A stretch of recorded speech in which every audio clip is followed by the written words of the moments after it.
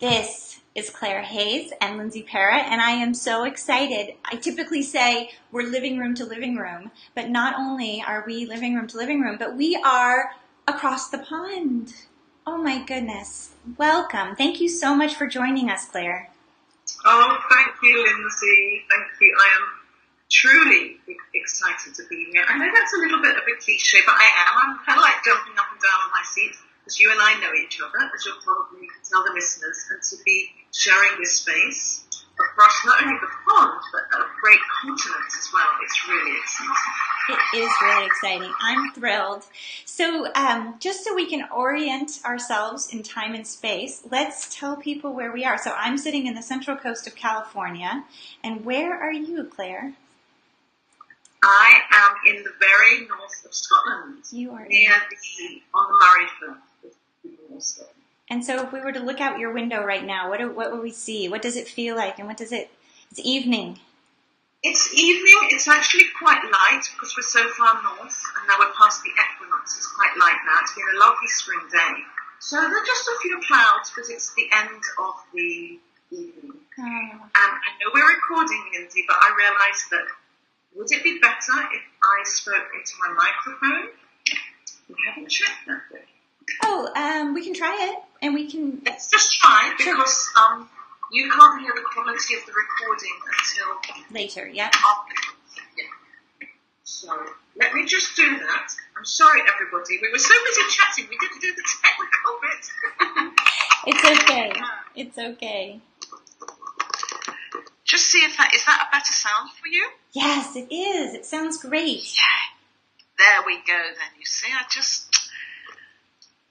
So I'm gonna ask you where you are in time and space right now. So you are...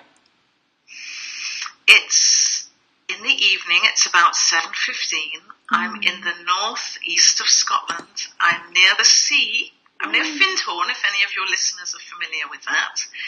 And I'm in my Victorian house, in my study, where a lot of the magic happens. Oh my goodness. So I'm in a very familiar place. I can feel it, and I'm so excited to feel like we've been transported with you, and it's just an honor and a pleasure to be near Findhorn with you in this magical space, and you have this etheric light that seems to be wrapping its arms around you, so it's such a pleasure. So I want to just start off by saying that in full transparency, that you're my gal, you're my transformational practitioner. I came to you by way of an EFT offering that you put out, and I was new to EFT, but I just knew on a body level that it resonated with me. But what I discovered in working with you is that the work you do is that and so much more. It's so deeply activating, transformational, healing. I think I had always said that I worked with a lot of psychotherapists when I was younger, and I said that now that I'm a big girl, at some point I'm going to call in a therapist who really gets me and my world and my body and my experience, that I would do that next step of journeying with. And I have no doubt in my mind that there is no need for any of that, because the work that can be done with Claire and with the work that you do is utterly transformational on all levels: body, soul, mind, divine, higher purpose, all of it. So I feel just thrilled to be doing this and to be bringing your work forward to the people out there. I know a lot of people are new to EFT, if they do know what it is, or maybe they're just starting to hear it. Maybe they've seen the Tapping World Summit things that have been floating around, or maybe they've even just heard of a friend who's doing it and talking about this thing where they're doing this funny thing. How strange it must really be. Strange thing. And how does it work? So I would love for you to just give us a little introduction into what EFT is. Okay. EFT stands for Emotional Freedom Techniques. It was founded by Gary Craig not so in the early 90s, and it's really a melding of the Chinese acupuncture meridian theory. We actually tap on the ends of meridians. We cover all 14 meridians, especially if we tap the fingertips. But we're mixing that with a Western psychotherapeutic model, really. Yeah. But you know, that model is so simple. It's really to listen to the client, find out what the client's thinking, saying, feeling. Working with tapping, we're clearing limiting beliefs, we're clearing emotional mess, we're basically clearing that which we don't need or want, and that allows the new in. But it's kind of like there's always this kind of beautiful balance between invoking the new but clearing the old, and I'm sure people know what I'm talking about there, but we really don't avoid the dark side. We really go into the shadow. And the way that the EFT is such a simple technique, because basically we have a simple setup, even though I have this issue, which could be a headache, it could be a deep trauma, PET, post-traumatic stress disorder. It could be a phobia. It could be a family thing, not ever getting a boyfriend. And it's really pretty much we apply the same thing, which sounds very simplistic, but that simple entry point allows it to then broaden out into wherever the client needs it to go. So we base on trust that the client does know best. The answers are there. And really, as practitioners, or as a practitioner speaking for myself, all I'm doing is just trying to be the channel for the bigger work. And Gary Craig, the founder, does say, through us, not by us. It's not the ego. So basically, very simply, we ally the cognitive, what's going on, even though I have this headache, I love and accept myself. That's what we call the setup. And then we do a reminder phrase, tapping on points of the body. And we go on adventurous journeys into the psyche. I love going into the body, into the cells of the body. And we just ask questions, we explore, and we feel better. We do feel better. So before we get into how powerful it is and some of the results that we've seen, would you tell us a little bit about your story and how you came to be doing this work? Absolutely.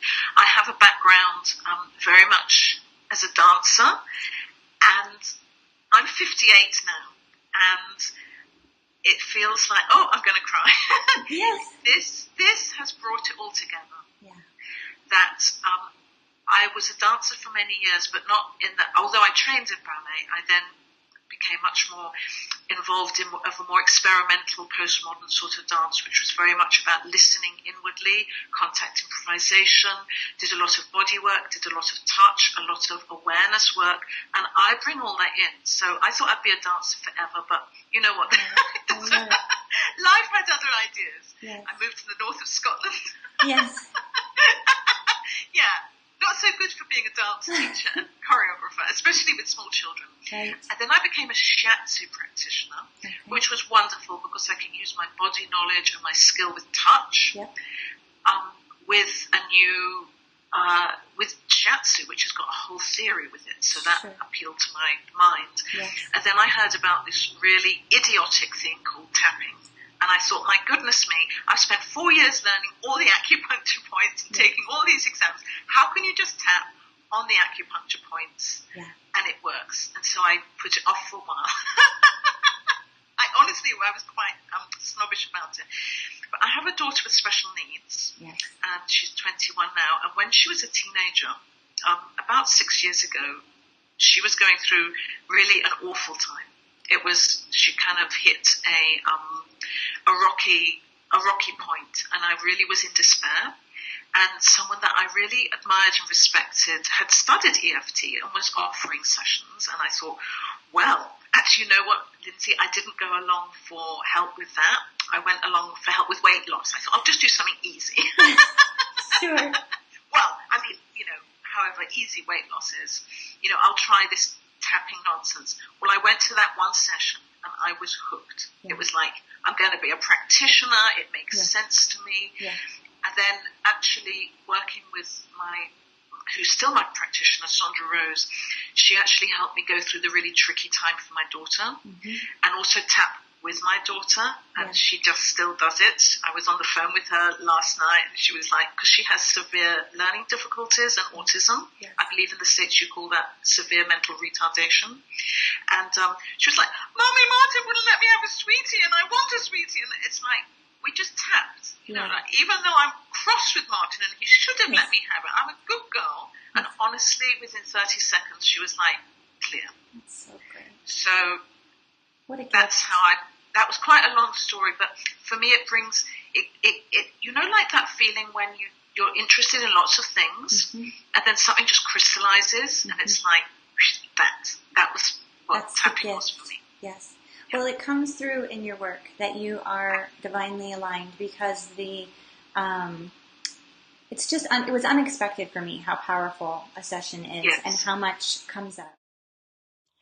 So one of the things that I thought was so unexpected and magical about our first session was that it was a whole body experience, that even my cells were activated, and it was kind of like having a massage, in that there's such gratitude coming from your body and your cells at the work too. You somehow think that, I don't know, maybe because we're tapping on our head mostly, we think it's a mental process, and it is anything but. It's anything but. It's fascinating because we do use words to access the focus. Yes. You could probably do EFT without words. You can certainly do it without physically tapping, because you can tap with your mind. But the work is actually an energy technique. Yeah. So it is actually a cellular energetic change that happens. And I'm not very good at talking about that, but there are certainly videos and even scientific experiments, studies that have been done using EFT, looking at changes in blood cells, literally, with tapping, I love it. with blind trials and everything. So, but that's what happens, and I think for me, it's because we're actually telling the truth. We're allowing, when we all like to be loved and appreciated, but we also want to hear the truth. And I think for whatever reason in this society and life, we often do suppress things out of fear, usually, or politeness and all that sort of thing. So with EFT, it's a safe way to tell the truth. Yeah. Release that which is no longer useful or helpful. Right. And then there is so much room. Yeah. There is so much space for grace. Yes, absolutely. So another piece that I kind of want to impress upon people, because I think you don't necessarily assume this about EFT until you've experienced it, is that it's not just, the awareness piece is key. Like, you gain a lot of awareness through the process, but unlike maybe psychotherapy, or even in yoga, your body will bring awareness forward, or in dance, your body will bring. Sure.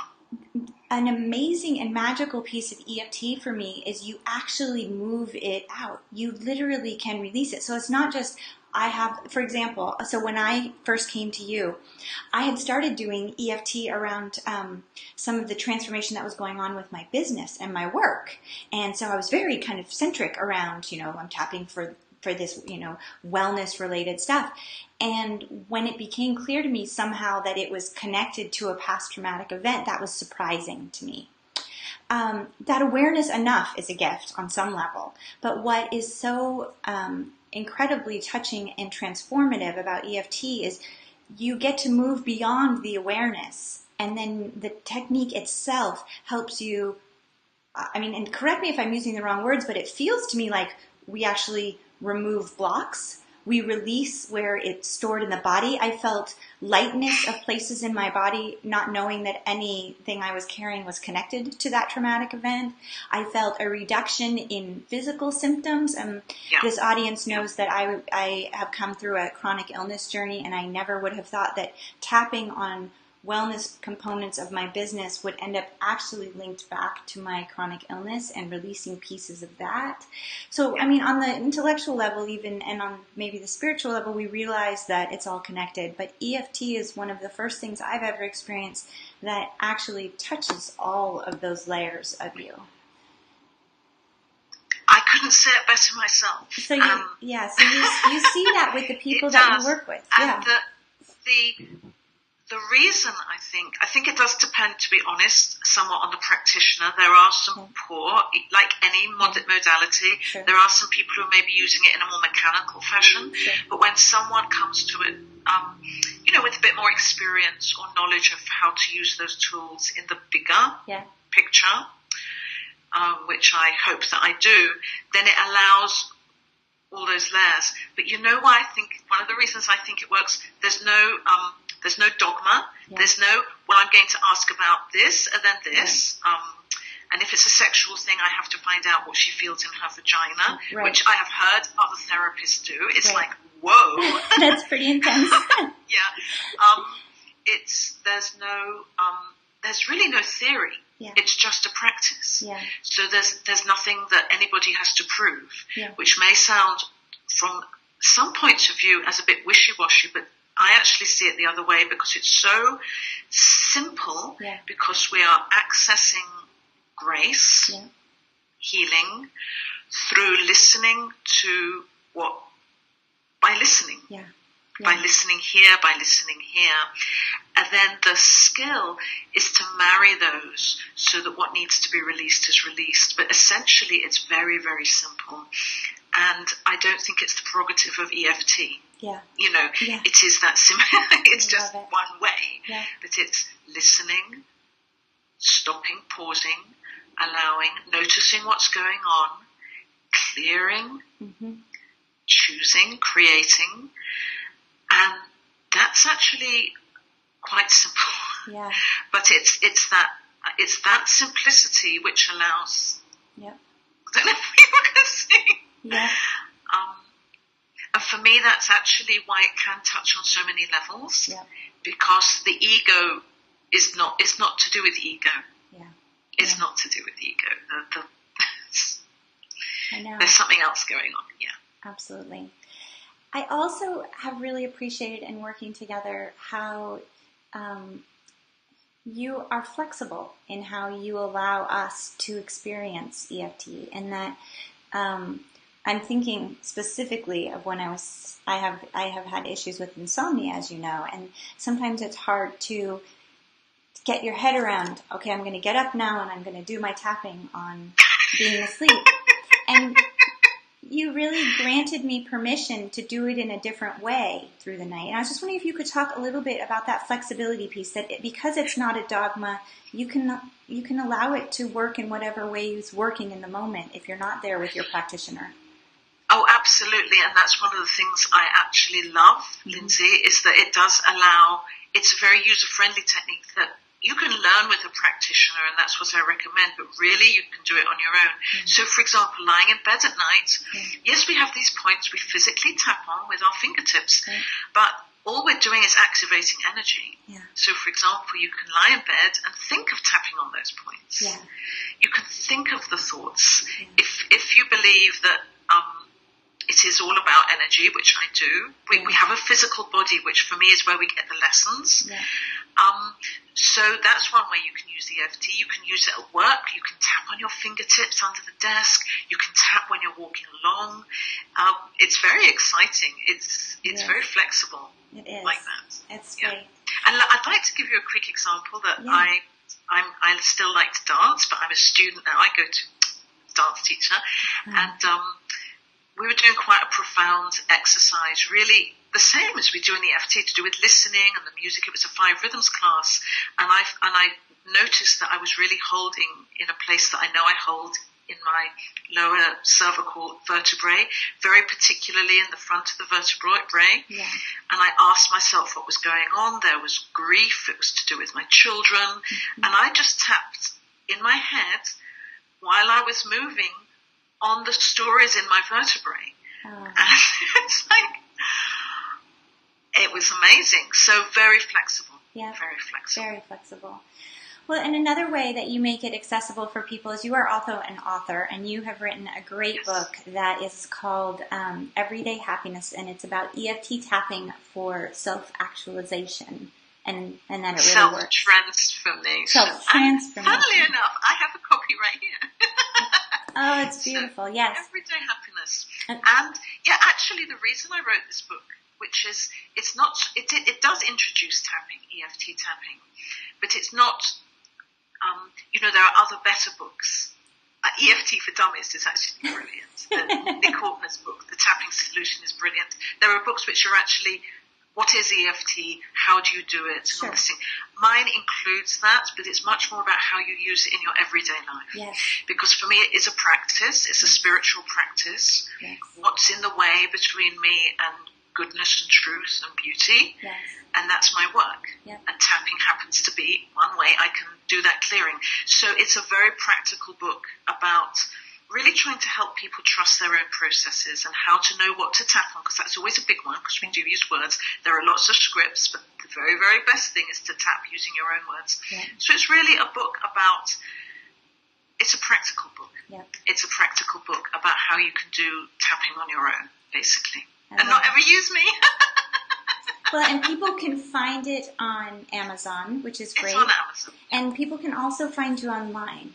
And I will certainly put your URL in the body of the webpage below, but it's clairepHayes.com.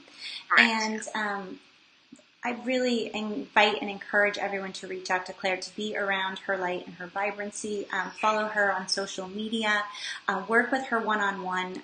I think that people can do EFT themselves and from a YouTube video, but to really activate the full potential of your transformation, working with a transformational leader like Claire is the way to go. So thank you so much. Before we part, I would love to ask you, I'd love to wrap up with a question.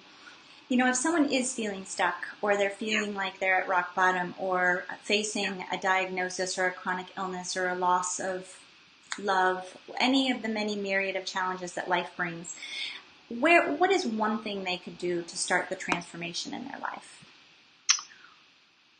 You know what I love to do, and I do with all my sessions, but I also do it in daily life, and we can do it right now. Okay. You and I and anyone, the listeners. So I just people to do it, and it's a very particular way of becoming present in the moment. Okay. So literally, there's a wonderful Scottish word called sugarling, and that means to wiggle in a grounded sort of way.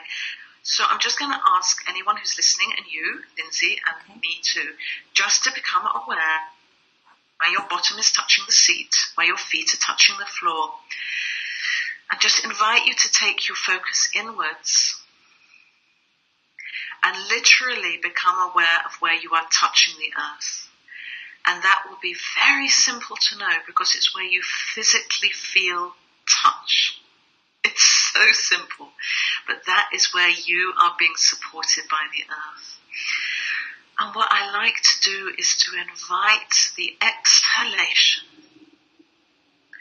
rather than just leaving our nose and mouth, to allow the idea of the exhalation to descend through the center of the body, through the cells of the body, down through those places where you feel the support of your seat, of the floor, of the earth, and down into the earth. So you send your breath down there, or you send the idea of your breath down there. And as you begin that awareness, you can begin to let go of anything you don't need or want. It's like each cell, like water.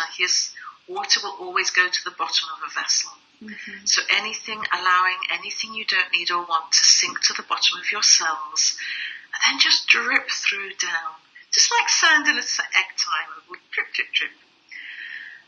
Any image that appeals to you, but just beginning to allow the process of letting go of that which you don't need or want down into the ground. And even I like to think of us being supported in the earth, just like a baby is supported in her mother's arms or in his mother's arms.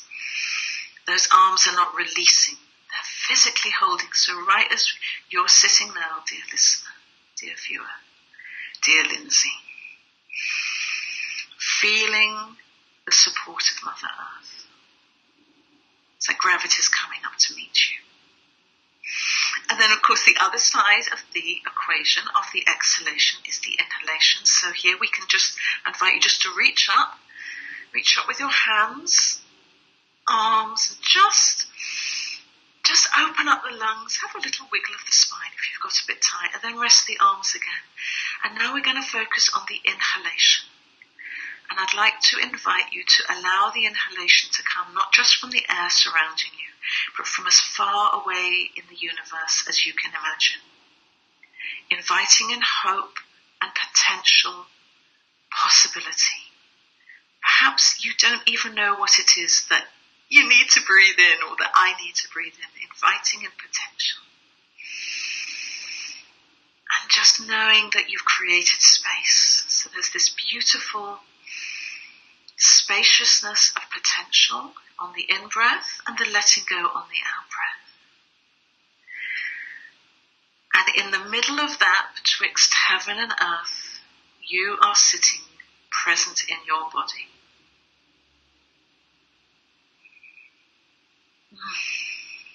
So that's what I would offer, Lindsay. Let's just see if we can come back, open our eyes, anyone who's doing this exercise, and just see if we can keep some of that focus within the bigger picture. Yeah.